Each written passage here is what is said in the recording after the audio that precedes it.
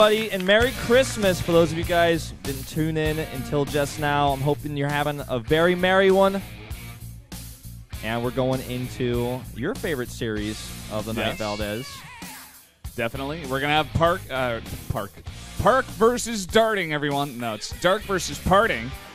Dark, a guy I've been touting for a little bit here, just as I think he's going to be one of the best players of 2015. He did perform very, very well for SK Telecom in Pro League, so looking to make a mark here on an individual league at the SSL as well.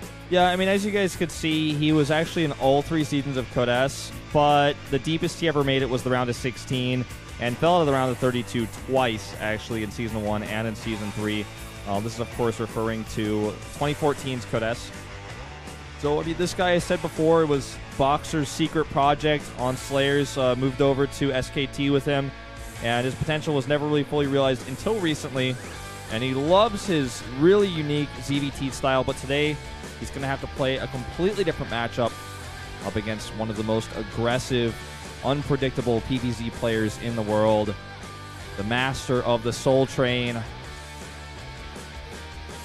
the secret man that we haven't gotten a look at yet. We haven't introduced yet, so we're still taking a look at Dark. But pay no attention to the man on the other side of the stage. There he is. PartinG. He actually looks like he's not feeling too good right now. Yeah, you know, this guy, he used to be on SKT, and he did move over to Yoi Flash. Wolves wanted to join a foreign team here. And he used to be Dark's teammate, actually, on SKT. So these guys, we were there while they were picking maps and banning maps, rather. And they were very friendly. Yeah. You know? They were kind of just looking at each other like, oh, man, why do we got to play each other in the round of 32? You know, wish we could have met a little bit earlier on. You know, I don't want to knock you out this early. Ha, ha, ha. You know, that kind of thing. Yeah. The referee was asking him, like, where is he? He's like, I'll go get him. And the referee's like, no, I'll get him. This is my job. They're really close friends. Very evident. But friends become enemies in the SSL round of 32. Deadwing and Catalina, the bans for Dark and PartinG, respectively. And we're starting things off on Overgrowth. You and I actually were there during the pick phase here. Well, by pick phase, I mean random choice phase, as they were chosen from that SSL box. And a big smile on Dark's face when he saw Overgrowth was the first map. That he did, man. Definitely going to enjoy that map. Zergs usually do. And then we go into Foxtrot Labs, King Signal Station, Merry-Go-Round, and Nimbus to follow things up there. And a Deadwing ban here for Dark, as well as a Catalina ban here for PartinG. Yeah, ban on the bigger map for Dark. Doesn't want to play on Deadwing. And PartinG not really liking that Catalina map. But, you know, in this matchup, feels like stylistic bans. I feel like the matchup is pretty balanced on most of the maps we have in the pool. I don't think there's any crazy maps ever since Deadwing horizontal spawns got removed. We're pretty okay. All right, everybody, let's go into game number 1, Dark versus PartinG here at the SSL.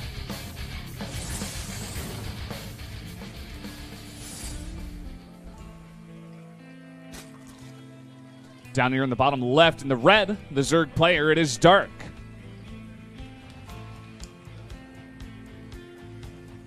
Playing for SK Telecom. Wearing their new jackets. Yeah, wearing that new jacket, adjusting that sound blocker.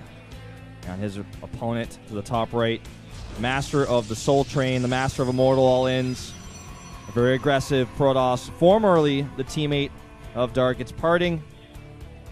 And, you know, he looked a little bit, you know, more cheery, a little bit more happy earlier, but now he's seeming a little bit somber, very focused here, almost as if he just got bad news or something. He looks really quite stressed out.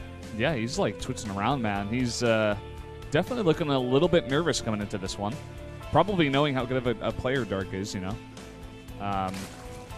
PartinG we've seen on this map many times before. He does love to put on that aggression at the third base of the Zerg. You know, stuff like 6-gate, playing Stalker, +2 timing. Back when that was very popular, he used to do that a lot. Yeah. You can see that actually beat Sulky in his preliminaries, talking about Dark. Just something that popped up there for a second, a relevant matchup. And you can see that PartinG was able to beat Marine King. You actually broadcast that with Moonglade. Yeah, that was pretty interesting because PartinG just read Marine King's greedy style so easily. He's like, oh, you're just going to go CC first, or, you know, just play super greedy. And he just went aggressive and hit proxies both games and won. By the way, we have a pretty crazy opening for Dark here already in Game 1. He's deciding to go for a Speedling opening, and it's pool first. Like, it's gas into pool, no hatch. So PartinG takes a greedy build with a Nexus first into gate in the main. No wall. This could actually bite him pretty hard. Like, this is a rushed speed. Look at the timing. The pool and the 100 gas finish at the exact same time. He pulls out of gas, and it's a hyper-aggressive speed build. Yeah, PartinG's going to have to go home and set up a wall as soon as possible because he did get the scout on that with that probe. You know, sometimes he's been famous for not scouting, but this time he does get the scout off, so that is very good information for him here. You know, maybe part of the reason Dark does go for this kind of build is because he thought PartinG wouldn't scout and play greedy. Yeah, very good assessment. Now, 4 Lings already on the map. The core is going to start to fill this wall up at the top of the ramp, and he does have a forge. As soon as he scouted that pool, he immediately made that forge back at home. So he'll have the ability to make cannons here, and the Nexus does complete. But that Mothership core, which is something that would allow him to defend this a lot easier, of course, is a long way away. The core still just chugging along. All right, let's see how he decides to do this. He's actually going to bring probes down with the first 4 Lings. He wants to get this cannon up, and that Zealot is out here as well. If he can get that first cannon up, he can start to extend this wall down the ramp and attach it to the Nexus. Well, this is a lot of damage already being done. The scary part is when the speed finishes here for the Lings. You guys see it is about to finish, and could definitely easily get us around in some of these units. He's got to play so safe here. Keep his Zealots together. Do not let them get sniped. The Mothership core is about to finish. There it is. And once that's done, it just becomes so difficult to actually do damage here. A second pylon goes down, and he might even just put those Zealots right, one of them in the hole, and the other is just to block the Lings from getting in the main. He can actually probably send his probes back fairly soon here. He's still just a bit nervous. This is a huge commitment to Lings. He's gone all the way up to 18. And PartinG, of course, used to be the teammate of Life, who do builds like this all the time. And so he's very well versed at defending this sort of thing. Probes do go down, a few of them here. Good pull, though. And that Mothership core is going to constantly be able to do damage and ward these Lings away because there's no anti-air here, of course, to deal with that. So it's just constant air-to-ground damage. And Dark has to now transition back at home, getting his second queen, adding the additional drones. But solid hold from PartinG. He's losing some mining time. But Dark, with a huge investment into Lings, is not where he wants to be drone-wise. Yeah, he's going to go ahead and take that third base. It's very safe. He knows he's got PartinG on the back foot here. He's got total map control. And this is what you kind of have to do with this build. You're trying to do as much damage as possible while just trying to catch up in economy at the same time. He's going to send the Overlord into the main base. Try to get the scout on here, but it doesn't look like there's any tech out yet, just yet here for PartinG. No, not yet. Just going to see that forge isn't spinning and just now starting. That's important information to know, because with +1 you can 2-shot Lings with Zealot, and that makes the attacks later on that we might see from PartinG a lot scarier. So he knows that timing window is a long way away. It's not like it's going to line up with his Warp Gate research timing, for example. Saves the Overlord, pulls it out, might send it back in again just to see if there are any additional gateways being added, see if he can find his Stargate. And these Lings are obviously going to keep PartinG very preoccupied at the front of his base here for a long time. Yeah. Second gas being taken here, as well as that Roach Warren getting down. Yep. A nice little wall set up here by PartinG. The Lings are always going to check and see if there's an opportunity.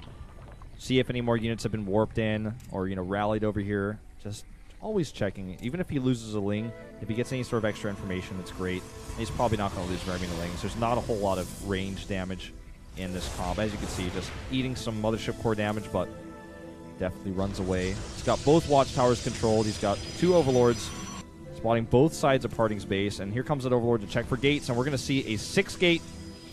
You were saying it earlier, loves his 6 gates. This is going to be a faster one. This is not the 3-base version with the +2 in the blink. You know what? PartinG actually missed that Overlord coming in here with the sentry that was on patrol. So Dark is actually probably just going to get the information that he wants here, and may just be able to make a bunch of roaches and defend against this kind of thing. Maybe even put down some spine crawlers.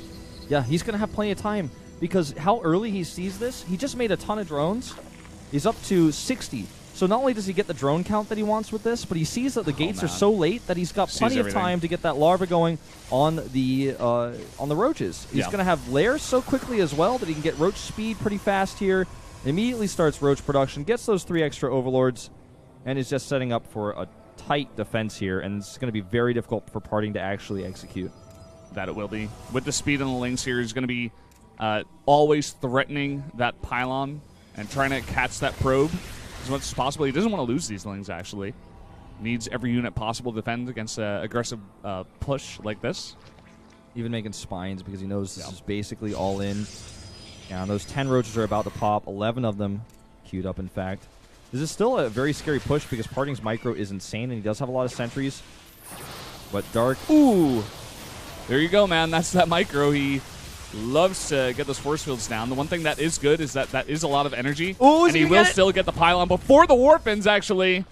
And this means PartinG has to make more pylons, and this buys even further time for Dark, who's soon to have roach speed. He's already got a ton of roaches on the map. He's got 20 roaches on the map. Spines are finished as well. Spines are done. He's about to have 28 roaches. More lings coming through. Let's see how good PartinG's micro really is here, because you can't force field spine crawlers. Perfect force fields, but only catches 2 roaches. Second wave of force fields is the scary part, but look at this. Already roaches coming from the right side, prepared for this. Almost snipe a pylon. Do barely get it here, so less warp-in potential, and the roaches actually just break through as the force field fades. Even the spine crawlers participate in the fight. Roaches fighting on 2 sides. PartinG keeping his push strong here is going to actually get these 4 roaches. Yeah, 6 gates is a lot of gates. Like you were saying before, it's basically all in. He's spending all of his money here on warpins. There's no third base, as you guys do see here from the Observer. And it's all up to Dark here to just hold this off. The +1 for the roaches is coming close to finishing here. That's going to be so good for this. But nice time warps coming down, as well as the roaches being stuck there behind the force fields at the same time. And more warpins are coming in. And more warpins are coming in as the force fields fade. These lings, this huge swell of lings that Dark just made, are going to be so useful to actually just get in there, tank, do that extra damage. But PartinG, man, he is really just going to make this work to the best of his ability. The force fields have been incredible, but now they're all gone. Drones off the line here, taking out some of those sentries, and a huge swell roach is pushing forward as well. Zealots finally getting there at the front to actually kill those drones. And PartinG, a ton of damage done here, but does he have enough warpins to actually hold the last of these roaches back? That's the question. This is actually such a close fight right now. Unbelievably close. He's lost a ton of drones here, as well as all the spine crawlers. And again, just continuous warpins here. A lot of those overlords in a bad spot. He's trying to snipe those down. He does have a lot in the back, though. Those queens are doing so much for Dark right now, and those lings coming in as well. This is PartinG's last chance to make this work. He's losing momentum here very quickly. He's down in Harvesters. Dark is at 40 to 45. But if he can hold this back, because of the larva mechanic, he will be able to replenish that very quickly. He'll have the better tech, and PartinG is pushed all the way back past his pylon. He almost made it work, but not quite. Really nice hold here by Dark. Getting that scouting information down and seeing exactly what PartinG was doing was the first key. But again, like you were saying, that's still a very strong push. He tried to get all the instruments that he could possibly get to hold it off. He was trying to get the +1 as well as the roach speed. He had the 2 spine crawlers way ahead of time, and he was just barely able to hold that off. It was a really nice drone pull as well, just identifying that he needed that extra tanking before the Zerglings came in a little bit later for the tank, and he just barely holds it off. Well, thank Flashman that he got those spine crawlers down, because if he hadn't had those, I don't think he would have been able to hold. And this was with would have been much harder. This was 60 drones he was able to push out before he scouted it, and then with that amount of economy, with 60